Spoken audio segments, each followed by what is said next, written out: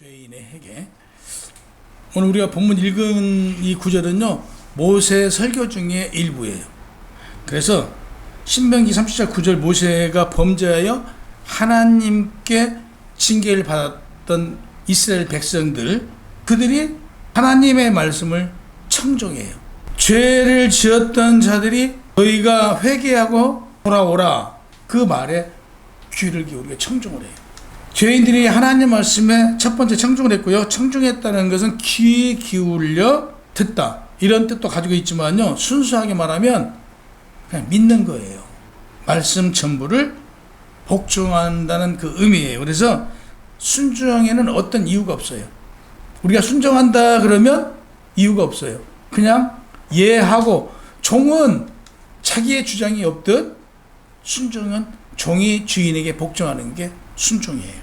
두 번째, 명령과 규례를 지키고, 본절의 명령은요, 하나님의 계명을 뜻하고 하나님의 규례와 법령과 법규와 습관을 뜻해요. 성도들이 하나님 계명과 법령과 법규와 관습을 철저히 지키라는 얘기예요. 세 번째, 마음과 성품을 다하여 돌아오면 하나님께서는요, 그들로 인하여 기뻐하시고 복을 주신대요. 하나님 말씀을 경청해서 듣고, 그리고 하나님 법을 잘 지키고, 그리고 마음과 성품을 다하여 온 정신을 다하여 이해하고 하나님 말씀을 깨닫고 그 말씀에 의지하여 하나님께 돌아오면 내 하나님 여호와께서 내 손으로 하는 모든 일과 내 몸의 소생과 내 가축의 새끼와 내 토지의 소산을 많게 하시고 내게 복을 주시되 곧 여호와께서 너희 조상들이 기뻐하신 것 같이 너를 다시 기뻐하사 복을 주시리라 그랬어요. 그러니까 복을 주신대요. 하나님께 돌아오면 성경에서는 탕자의 비유가 있잖아요. 어땠어요? 큰아들은 열심히 일을 하고 있는데 둘째 아들은 내 목 달래가지고 다 챙겨가지고 나가요. 다 챙겨서 나가서 쫄딱 마고 다 써버려요. 그 돈 써버리고 오갈 데가 없어. 돼지구리에서 일을 해요. 거기서 일을 하다가 내가, 우리 아버지는 그 자기 종들에게 행함을 보면 이것보다 나은데 내가 왜 여기서 지금 이러고 있어 해가지고 결국에 이제 아버지까지 돌아오는데, 문제는 여기서 집에 돌아오지 않는 그 탕자가 된 아들, 그 아들이 얼마나 걱정스럽겠어요. 부모는 그 아들만을 위해서 매일 기도하고 돌아오기를 기다렸는데 그 아들은 돌아오잖아요. 근데 어느 날 그 아들이 저 먼 발치에서 아들 같은 모습이 보여요. 그 아들을 바라보고 있으면서 내 아들이었으면 좋겠다라는 생각을 하는데, 아닌가 다를까 그 아들이 가까이 가서 보니까 그 아들이에요. 그 아버지는 어떻게 했어요? 그 달려가잖아요. 그 아들을 위해서 긍휼한 마음을 가지고 달려가서 그 아들을 안고 그 아들에게 입 맞추고 그 아들에게 복을 주시잖아요. 잘 돌아왔다. 잘 돌아왔다. 제일 좋은 옷을 종에게 시켜서 입히라고 그러잖아요. 그리고 반지를 끼워줘요. 다시 얘기해서 이 뜻은 무엇이냐면요, 좋은 걸로. 잃었던 아들이 돌아왔으니 이 얼마나 기쁘냐 이거예요. 잃었던 아들이 돌아왔으니. 그리고 우리가 반지는 인장이잖아. 인장. 이것은 증표예요. 다시 나의 아들에게 권세를 주고 그가 다스릴 수 있는 고난을 준 거잖아요. 이 얼마나 기뻐요.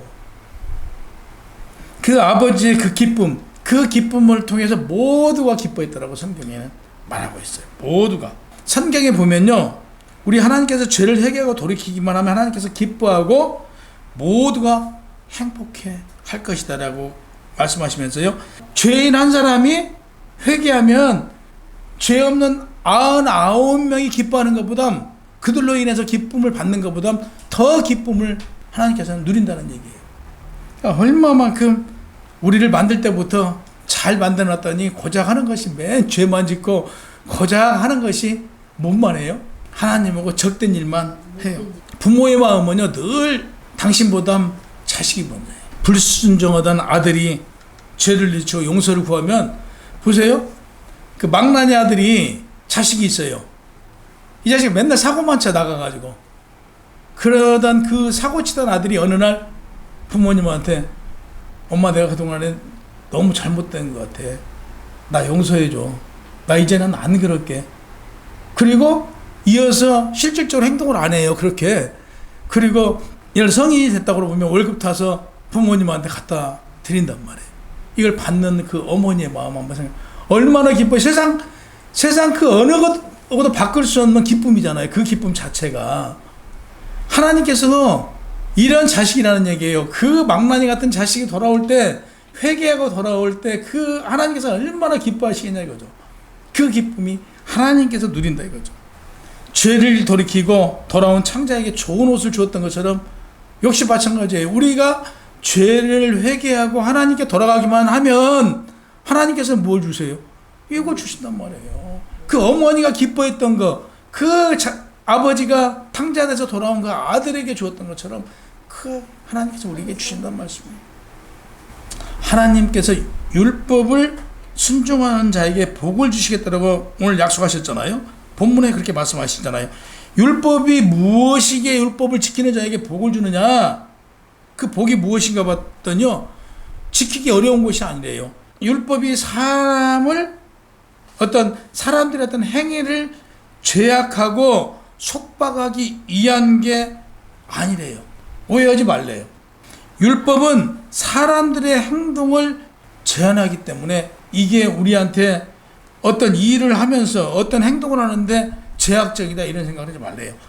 그 율법이 행동을 제한한다고 해서 그 목적이 그 사람들에 의해서 어떤 행위의 죄악이고 속박하는 데만 있다고 생각하지 말고 오히려 우리가 그런데요. 울창한 숲을 보고 그 숲에는요, 큰 산에는 뭐가 있어요? 나무들이 많이 있잖아요. 그럼 나무만 있어요? 그 시원한 계곡이 있잖아요. 계곡이 있고 그 산에는 무지무지한 그 자원들이 들어있거든요. 근데 우리는 예를 들어 하나만 보고 거기에 대해서 비판하고 거기에 대해서 문제가 있는 것처럼 얘기한다 이거죠. 율법도 마찬가지라는 얘기예요. 율법 안에는 실질적으로 이 적은 한 가지, 그 중에 한 가지만 있는 게 아니고 그 안에는 뭐 아까 말씀드린 대로 계곡도 있고 많은 자원들이 감춰져 있어요. 울창한 숲도 있고. 근데 그냥 나무 한 그루만 보고 판단하는 것과 같다 이거죠. 율법을 그렇게 절대적으로 판단하지 말라 이거죠. 그 율법을 너희가 지킴으로 말미암아 너희는 그 울창한 숲 안에 있는 많은 걸 누릴 수 있음에도 불구하고 그 하나만 가지고 내가 제약된다, 내가 규제되고 있다라고 생각하지 말라는 얘기예요. 하나님께서 계명을 주신 목적은 모든 사람이 그 말씀대로 살아서 복을 누리기 위해서 주신 거예요. 율법은요. 그러니까 그걸 우리가 하지 말라라고 한 것을 우리가 지킴으로 말미암아 우리에게는 더 많은 것을 얻게 주신다는 얘기예요. 더 많은 복을 받고 더 누릴 수 있는 걸 주신다는 얘기죠. 그러니까 율법은 복을 받는 통로래요. 그러니까 우리 율법을 지킴으로써 복을 받는데 율법을 지키는 것에 대한 어떤 이유가 있고 율법을 안 지키는 것은 어떤 변명에 불과하다. 불순종하는 자는 뭐 여러 이유를 대는데 그 여러 이유들이 순종에는 이유가 안 된대요. 그걸 지킴으로써 우리는 복을 받는데 그 복을 받는 것에 대해서 어떤 이유들을 대는 것은 이유가 안 된다 이거죠. 그래서 나나 여러분들이 하나님께서 친히 말씀하신 우리에게 주신 법을 기쁘게 순종함으로 하나님께서 우리에게 복을 누리게 복을 주신대요. 그러니까 우리는 그 율법을 순종했을 때 복을 누릴 수 있다는 얘기예요. 그 율법을 순종하지 못하면 복을 누릴 수 없어요. 우리가 율법을 지키지 않으면요, 이 세상은 악으로 가득할 수밖에 없어요. 복을 받을 수가 없어요. 짐승의 세계와 다를 게 없다는 얘기죠. 우리가 율법을 지켰을 때 우리 모두가 행복해지고 복을 누릴 수 있다는 얘기예요. 그래서 율법을 주신 이유는 우리 모두가 복을 받도록 하기 위해서 복을 주셨다는 얘기예요. 요한복음 5장 3절에 보면 하나님이 사랑하는 것은 이것이니 우리가 그의 계명을 지키는 것이래요. 우리가 그의 계명을 지키는 것이 사랑이래요. 하나님께서 우리를 사랑하시는 것은 너희가 내 율법을 지켜 복을 받기 위해서 주신 것이에요. 그 복을 받기 위해서는 율법을 지켜야 된다. 이어서 말씀하시기를요, 그의 계명들은 무거운 것이 아니로다 그래요. 무겁지 않대요. 하나님의 법을 지키는 자들에게는요 결코 무겁거나 힘들지 않아요. 짐이 아니래요. 우리가 신앙생활하다 보면요 때로는 외로울 때가 많아요. 신앙생활하다 보면 외로울 때가 있어요. 꼭 우리가 이 세상을 살아가면서도 마찬가지죠. 내가 혼자라는 생각을 가끔 해보지 않나요? 하죠. 예, 내가 혼자인가, 이 세상에 나 혼자만 떨렁 있는 것 같아요. 우리가 이게 언제 오냐면요, 한번 자세히 한번 생각해 보세요. 내가 하나님으로부터 멀어졌을 때 와요. 다시 얘기해서 내가 어떤 옳지 않는 어떤 행위를 했을 때 이런 게 올 수 있대요. 내가 하나님으로부터 멀어져 버렸어요. 내가 어떤 하나님이 싫은, 하나님께서 이건 하지 말라고 한 행위를 했어. 하고 나서 우리가 세상 말로 멍 때린다고 그러잖아요. 가만 내 자신을 생각해 보니까 나 혼자밖에 없는 것 같아. 하나님도 내 안에 안 계시는 것 같아. 이러지 말래요. 그 외로울 때 하나님에게 내가 징계를 받았어. 내가 죄를 져서 징계를 받잖아요. 징계를 받았다라고 해서 내가 이걸 가지고 내 생각을 하고 다른 생각을 하지 말래요. 내가 설령 어떤 죄를 지었어요. 그러면 이유를 불문하고 바로 회개하래요. 회개하고 하나님 뜻이 무엇인가. 그래서 우리가 하나님과 멀어지게 된 계기가 어떤 죄를 지면 하나님한테 멀어져요. 우리도 그러잖아요. 내가 죄를 지면요, 그 사람한테 떳떳하지 못하면요, 이렇게 쳐다볼 수 있어요? 못 쳐다보죠. 내가 떳떳하지 못하면요, 사람을 바로 바라보지를 못해요. 그러듯 역시 마찬가지예요. 우리가 죄를 지면요, 하나님을 바라보지 못해요. 그래서 하나님하고 멀어지는 거예요. 이게 징계예요. 하나님과 멀어지는 것 자체가 징계인데, 하나님과 멀어질 때 그 징계에 대해서 누구 책임이에요? 내 책임이잖아요. 그러면 바로 회개하고 하나님한테 가까이 가라 이거죠. 내가 죄를 지었다고 해서 그 죄를 지었다고 해서 이렇게 도망가지 말고 하나님께 빨리 더 다가가라는 얘기죠. 하나님께 다가가서 하나님 잘못했습니다. 용서해 주세요. 그러면 하나님은 그래 다시 하나 준대요. 이걸 깨닫는 자가 현명한 자고 율법을 깨달은 자예요. 이걸 깨달은 자가. 우리는 육을 입고 와서 우리 본성 자체가 가만두면요 죄를 질 수밖에 없도록 되어 있어요. 그래서 우리가 죄를 안 짓고 살 수 있다? 없어요. 네, 예수님 외에는, 이 땅에 오신 예수님 외에는 죄를 안 짓고 살 수는 없어요. 그러나 죄를 지면 신속하게 회개하고 용서를 빌려요. 이게 하나님의 사랑이에요. 징계에 처하면 우리가 잘못을 뉘우치고 바로 회개하면 하나님은 우리를 안아주시고 받아주신대요. 정말 너무 좋으신 하나님 아니에요? 요즘에 어려워져서 그런지 몰라도 사람들이요 너무 약아졌어요. 그죠? 예, 너무 상박해졌어요. 그리고요 자기밖에 몰라요. 내 중심이에요. 너무 내 중심적으로 살아가죠. 하나님은 나를 생각하기 전에 누구를 생각하라고요? 너를 생각하래요. 사랑은 뭐냐면 내가 아니고 너예요. 너를 이해하고 너의 입장에 서서 생각하고 함께 가는 거란 말이에요. 근데 완전 하나님의 어떤 법은 다 어디로 가보고 없어요. 오늘날 교회들에서 더 문제는 오늘날 교회들에서 성도들한테 이런 율법적인 하나님의 법을 좀 지키십시오. 법을 지키면 복 받습니다. 이런 설교를 안 한다니까요. 하나님의 법을 지키면 복 받는다는 설교를 안 해요. 불편해하니까. 지식적인 얘기. 그 지식적인 얘기를 성도들이 들으면 새롭거든요. 그냥 그런 얘기 들려주면 나 교회 가서 새로운 거 하나 얻었어. 자꾸 우리 교회에서는 그래서 예수 그리스도가 누구신가, 우리가 회개를 하고 잘못하면 하나님께서는 용서해 주시는 하나님이다 선포하는 거예요. 그러면 이 얘기를 들은 성도들은 뭘 해요? 들은 말씀대로 그걸 내 마음밭에 새기고 세상에 나아가서 실천하는 거예요. 실천하면서 말씀을 전하는 거예요. 말씀은 저만 전하는 자가 아니에요. 저는 교회에서 말씀을 전하는 자고요. 그 말씀을 가지고 세상에 나아가서 전하는 자들은 여러분들이에요. 그래서 말씀을 전하는 거예요. 11절에 보면 내가 오늘 내게 명한 명령을 내게 어려운 것도 아니요 먼 것도 아니래요. 멀리 있지 않대요. 하나님께서 무엇을 하라고 명하신 그는 그것을 수행할 수 있는 수단과 제공하기 때문에 먼 것도 아니고요. 가까이 있대요. 그래서 하나님 뜻을 알아가는 것이 결코 어렵지 않대요. 쉽대요. 그래서 율법을 들으면, 우리가 율법을 들었으면 그 율법을 행하는 것이 우리의 피조물들이 해야 될 일이라. 12절에 보면 하늘에 있는 것이 아니니 우리가 살아가고 있는 삶의 현장에 있다. 매우 가까이 있대요. 율법이 저 하늘에 있어요? 근데 저 바다에 있는 거 아니잖아요. 율법은 우리의 삶 속에서 하지 말라.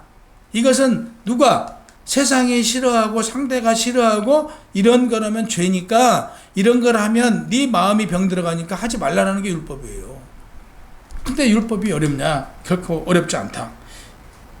내가 이르기를 누가 우리를 위하여 하늘에 올라가 그의 명령을 우리에게 가지고 와서 우리에게 들려 행하게 하라. 누가 하늘에 가서 그 말씀을 가지고 와서 우리한테 가르쳐 주냐 이거죠. 아니다 이거예요. 너희 마음속에 있기 때문에 너희가 행할 수 있다. 너희가 그 말씀을 듣고 헌신할 생각만 있으면, 너희가 그 마음대로 행하겠다는 마음만 있으면 너희는 행할 수 있대. 이미 율법은 우리가 다 알고 있잖아요. 그러니까 너희가 이걸 지키겠다라는 마음만 가지고 있으면 너희는 삶의 현장에서 지킬 수 있다라고 쉽게 얘기를 해요. 13절에 보면 바다 밖에 있는 것이 아니니, 앞절에는 하늘에 있대요. 근데 지금 말씀하시기를요, 바다 밖에 있는 것이 아니래요. 12절에서는 너희가 노력하면, 너희 삶 속에 있기 때문에 너희가 노력하면 할 수 있다라고 그러는데, 13절에서는 그게 아니래요. 너희가 노력한다고 해서만 되는 게 아니고 실상은 인간의 생활 속에 매우 가까이 있다. 그러나 너희 노력으로 그걸 율법을 지킬 수 있고 율법을 행할 수 있는 것이 아니다. 누구로 말미암아? 성령으로 말미암아. 너희가 고행을 한다고 해서 그걸 깨달을 수 있느냐? 또 그것도 아니래요. 그런다고 특별히 노력을 한다고 해서 너희가 그걸 행할 수 있느냐? 아니래요. 하나님의 사랑이 너희 안에 들어가 있을 때, 너희를 성령께서 인도해 주시는 대로 살아갈 때에 너희가 그 율법을 지킬 수 있고 능히 삶 속에서 율법을 행할 수 있대요. 그러니까 평범한 사람이 얻을 수 있는 게, 율법을 지킬 수 있는 게 바로 율법이래요.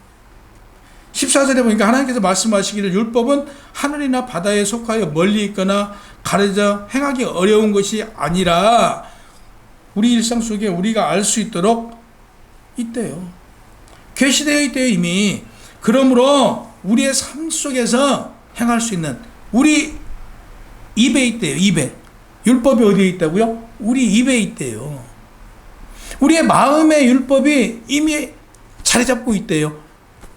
그러면 이거 죄라고 지금 성경에 기록되어 있는 거, 죄를 행하지 않으면 되는 거예요.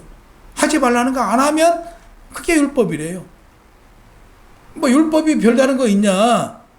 남들이 싫어하고 내 영혼이 죽지 않는 일, 내가 죄를 지면 내 영혼이 죽을 수밖에 없으니 내 영혼이 죽지 않는 일을 행해라. 이게 율법이래요.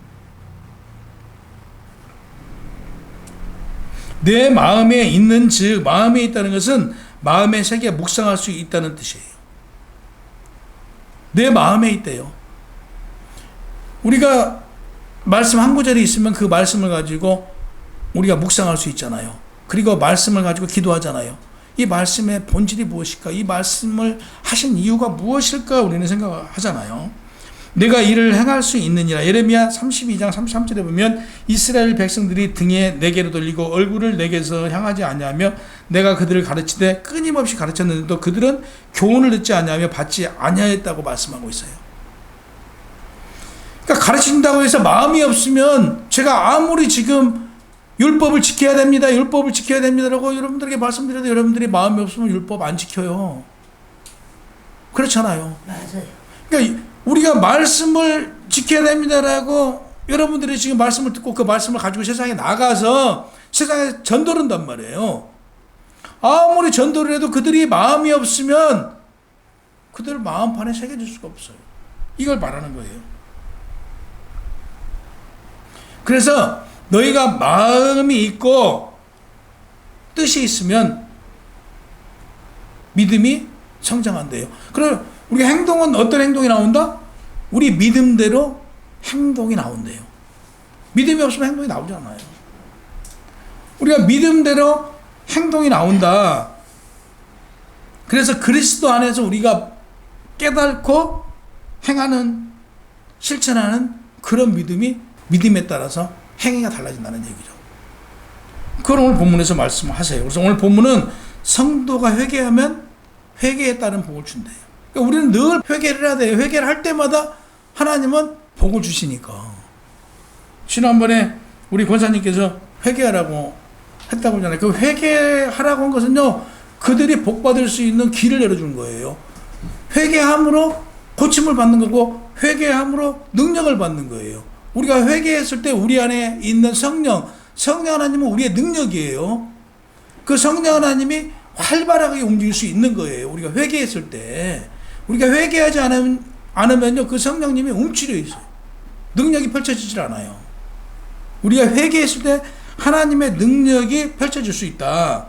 이사야 30장 9절에 보면요, 대저 이는 패역한 백성이요 거짓말하는 자식들이라 틈만 나면 하나님 말씀을 듣기를 싫어한대요. 우리가요, 하나님 말씀 듣기를 싫어한대요. 이게 이스라엘 백성들한테만 들려있는 얘기가 아니고, 그래서 우리가 지금 현재 하나님 말씀 듣기를 좋아하지 않는데요. 모든 사람이.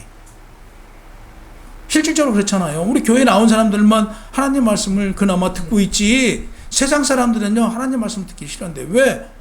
하지 말라라고 하니까. 마가복음 7장 9절에 또 이르시되 너희가 너희 전통을 지키려고 하나님 계명을 잘 저버렸다고 기록되어 있어요.